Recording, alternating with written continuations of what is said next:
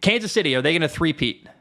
God, that is one of the most interesting questions that I have, and I think that one of the things I'm most excited for is how explosive is this offense actually going to be? Obviously, everybody talks about a couple years ago we lost Tyreek Hill. Not we. Kansas City lost Tyreek Hill, and As football teams fans, we all did. We all lost that right. Patrick Mahomes, Tyreek Hill connection. It was very sad. And it was so beautiful. And then what you start to see is the defense trying to a lot of defenses recently like keeping everything in front, right? Don't give up the big ball, bend don't break. You've now drafted Xavier Worthy 4-3, Hollywood Brown, I'm pretty sure was a 4-3, if not a low 4-4. You've still got Rashee Rice returning, who kind of came into his own as a wide receiver 1 last year. You've got Travis Kelce back. You've got Jared Wiley, who I think is going to be very underrated for the team this year. Like there's a lot of this core coming back. The defense, for the most part, is coming back outside of L'Jarius Sneed. Was he replaced by Josh Williams? We'll see how he plays out this year, opposite of Trent McDuffie on that defensive side of the football. But to me, if last year was considered a down year, right? They just had to kind of figure it out until they got to the playoffs, and then obviously go on to win the Super Bowl. If things are clicking this year offensively, and you got two dudes who can absolutely take the top off, you've still got a solid running game with Pacheco, and you got Samaje Perine coming in now with the absence of Clyde Edwards-Helaire. Like, there's a lot of really, really good things here, and I'm trying to figure out, why not three-peat? Who got so much better this offseason that a three-peat is off the table? Here's the thing, man. Not only who got better to challenge them, but also Kansas City had the 9th best offense in football last year. They got head and shoulders better. They addressed not only they somehow, I didn't realize they were a top 10 offense. Like, you would watch them last year, like, that can't be. No, they were. They were the 9th best offense from production standpoint last year. Now they added Marquise Hollywood Brown and Xavier Worthy. They still have Travis Kelce. Rashee Rice is a year older and going to be a little more comfortable week 1. Man, I can't imagine. Like, I don't know if you realize this. One of their leading receivers last year was Noah Gray. You ever heard of Noah Gray? Justin Watson, excuse me. Justin Watson. Justin Watson played at Pennsylvania, not Penn State, Pennsylvania, like the Ivy League school. Yes. I mean, man, like, Justin Watson's awesome, but that was like their 3rd leading receiver last year. I'm not throwing shade at all. I'm just saying, like, they were doing it with Justin Watson last year, a top 10 offense in football.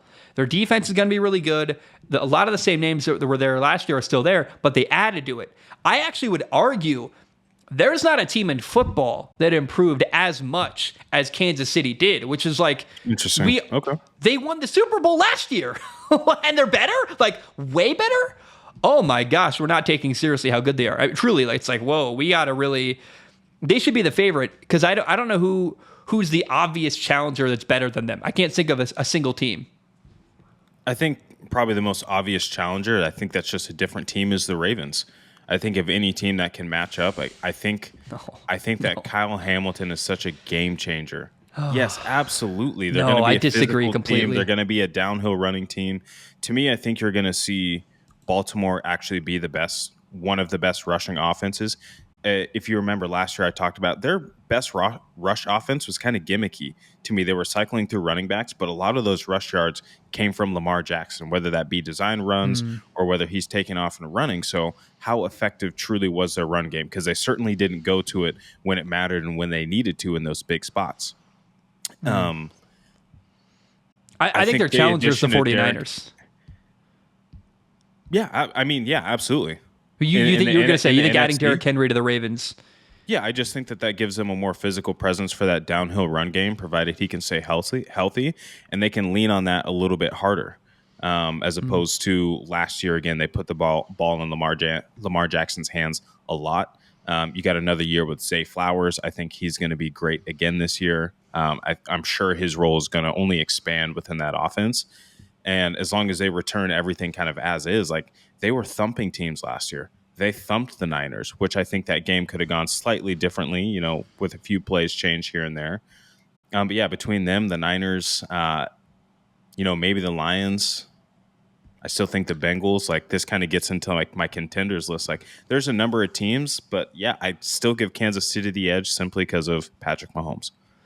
I just think the Ravens up front have regressed a little bit, and I don't even think they're the second best team in the AFC. I think it's probably Cincinnati, Miami, the Jets. I'm all more interested in. I think Houston's better than the Ravens. I think the Ravens are a playoff Houston's team. better than the Ravens. Yeah, dude, I really do. Okay. The weapons they have at receiver are not impressive to me in Baltimore. Like I'm really down. They're a playoff team, but I'm really down on Baltimore. I think they're like the 6th or 7th seed in the AFC. Just given how good the AFC is, you look at Houston, Indy's really talented.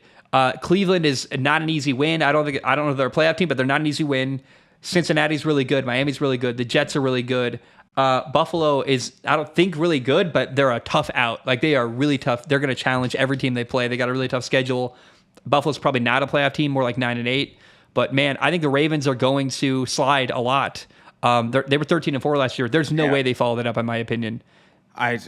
If they follow it up to me with but they won't. Joe Burrow was hurt last year, right? If they follow it up with right, but that doesn't necessarily change how physical they were on defense. And again, the matchup problems that they create between Marlon Humphrey when he's healthy, and again, Kyle Hamilton is a cheat code as a safety over the middle of the field. He can cover so much ground. And again, I think you are heavily disrespecting my boy Tez Walker. Tez Walker is going to be a lethal weapon for this team when he starts to get familiarized between him and Zay Flowers. Like, I hope so. I really think, and they just have that tough physical AFC North mentality. So there might be another team like the Dolphins who got the flash and flare and can run around and have a great time, but they'll come in and knock your teeth right out. Yeah, what happened in that game? Didn't they obliterate Miami last year? Honestly, I can't remember. Let me look. But yeah, the style the Ravens play is so different than a lot of the other finesse teams in the AFC, right? I wouldn't say Cincinnati's finesse, but they're throwing the football over the yard.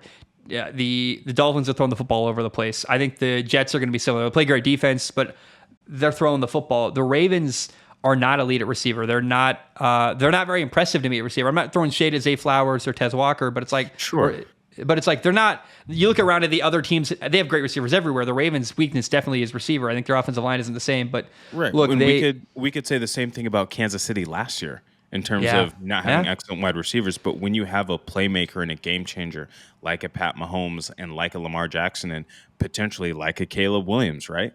But Caleb Williams got great receivers. Let's be clear there. But when you've got a guy who can completely change the game just by getting out of the pocket and escaping and extending plays, like that makes up for a lot of those inefficiencies. And we saw that with Pat last year.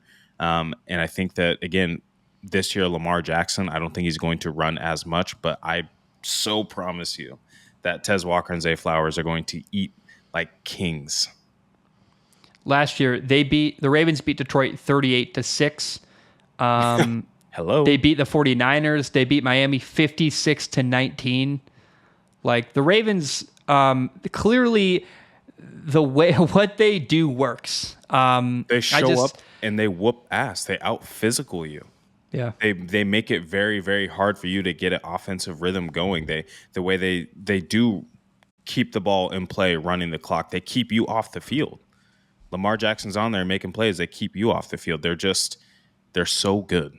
They're so good. I also think Lamar Jackson's physicality sets a different standard. Like, look, I was a princess when I played quarterback. It's one of my biggest regrets is how I didn't practice with the defense. I didn't ever try to do anything other than play quarterback. And I didn't view myself as an athlete. I viewed myself as a quarterback, which is like a huge limitation. I should have been. It's hard to ask other people to be a dirty, gritty players if you're not doing it yourself. Everyone looks at Lamar and respects how he plays. There's no doubt about it. And he sets the tone for everyone else. Like, again, it's really hard to ask someone to do something you wouldn't do yourself. Like in HVAC, I work in a really tough environment, in crawl spaces, in attics all day. Like, the jobs I sell have installers in an attic for 12 hours, for 10 hours, whatever it is.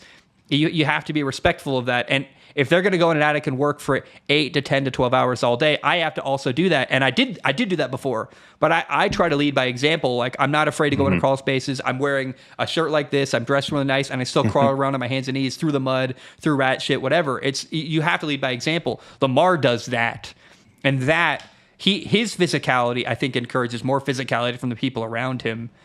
Do you have anything to say about that? No, you got to lead by example. And when your quarterback's one of the hardest working guys in the building, it just makes your Yeah. team that much better.